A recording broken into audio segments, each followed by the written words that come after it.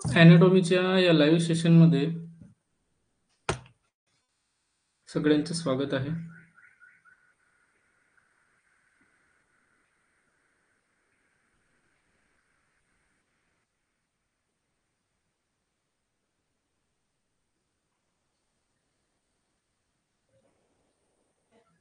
Okay, चला.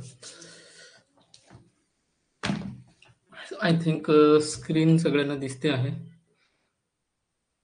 मागच्या वेळेस आपण मेन्स्ट्रुअल सायकल सगळे बघितलं. आता आपण गर्भाधान आणि तत्सम जे ज्ञान आहे ते बघून घेणार आहोत. ओके, तर पहिला आहे गर्भधान. हा 8वा नंबरचा मुद्दा आपण बघतो आहोत. The 8 point.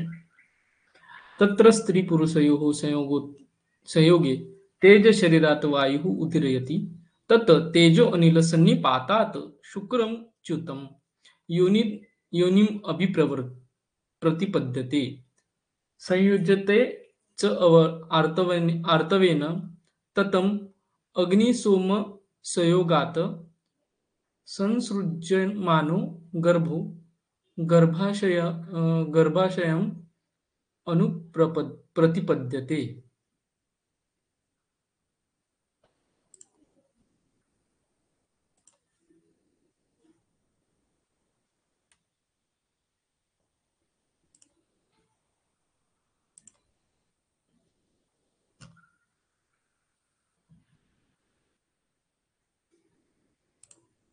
याचा अर्थ काय आहे ते आपण मराठीतून बघणार आहोत. उसके बाद में उसका हिंदी में अनुवाद करके आपको एक्सप्लेन करूंगा. स्त्री पुरुष समागमाच्या वेळी कामोद्दीपनाने शरीरातील वायू तेजाचं उदाहरण करतो. त्यानंतर तेज व वायू यांच्या प्रेरणेमुळे पुरुष शरीरात च्युत झालेले वीर्य स्त्री शरीरात योनिमुखाद्वारे प्रवेश करीते. अंतफलातून प्रक्षेपित झालेल्या स्त्री बीजाशी पुरुष बीजाचा संयोग झाल्यावर ते फलित स्त्रीबीज म्हणजे अग्नी आणि सोम गुणांचा संयोग होऊन तयार झालेला सूक्ष्म गर्भ होय. या क्रियेलाच गर्भधारणा असं म्हणतात. नंतर तो सूक्ष्म गर्भ स्त्री बीज वाहिनीतून येऊन गर्भाशयात स्थिर झाला की त्याला गर्भस्थापना असं म्हणतात. तो एक इन ग्रोस यहाँ पे आपको व्हाट इज गर्भधान इसके बारे में देखने को मिलता है. सुश्रुत संहिता में उसका वर्णन करा गया है. और कौन कौन से यहाँ पे दोषों का अधिक है? तेज और वायु, ये गुण हो गए, तेज गुण और वायु दोष. ठीक है. और दूसरा जो है वो अग्नि और सोम, इनका भी एक डिफरेंस उन्होंने बताया है. अग्नि और सोम. ठीक है. इन गुणों की वजह से वहां पे को देखने को मिलता है. गर्भव्रणोत्पत्ति सॉरी गर्भव्रणोत्पत्ति तत्र तेजो धातु सर्ववर्णानां प्रभावः स यदा गर्भोत्पत्ति अवधातु प्रायो भवति तदा गर्भं गौरं करोति. पृथ्वी धातु प्रायः कृष्णः.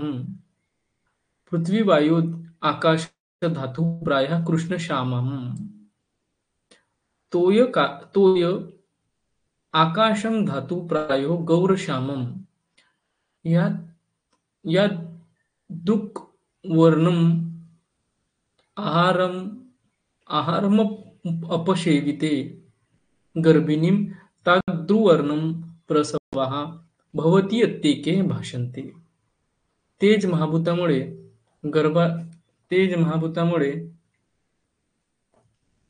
गर्भास वर्ण प्राप्त होतो. तो गर्भ को वर्ण किससे प्राप्त होता है? तेज ये जो महाभूत है उसकी वजह से. जेव्हा तेज महाभूत आप बहुल होतो तेव्हा त्याचा गर्भाचा वर्ण गोरा असतो. म्हणजे जब आपका बहुलता ज्यादा होती, आप जो है जल महाभूत का आधिक्य होता है, तब उसका वर्ण गोरा होता है. ये आपको एक एमसीक्यू पूछा जाएगा. उसके बाद तेज महाभूत पृथ्वी बहुल होते त्यावेळी वर्ण पृथ्वी बहुल जब रहता है तब वहां पे आपको कृष्ण वर्णता मतलब काले वर्ण का आपको देखने को मिलता है.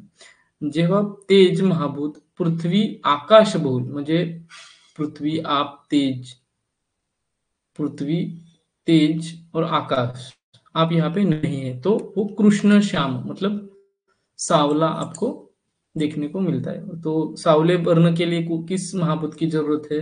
वो आपको तेज तो है ही है, उसके साथ पृथ्वी और आकाश की जरूरत रहेगी. ठीक है. जेव्हा तेज महाभूत आप आणि आकाश महाभूत बहुल होतो, तेव्हा गर्भाचा वर्ण गौरश्याम वर्णासाठी आकाश आणि आप हे दोन लागणार.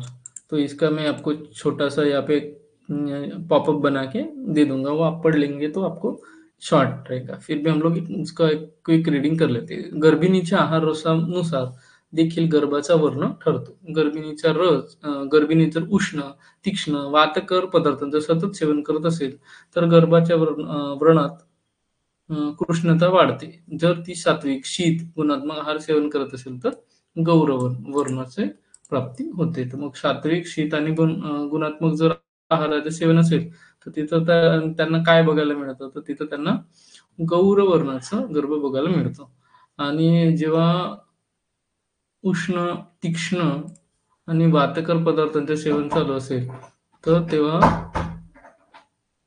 लेक्चर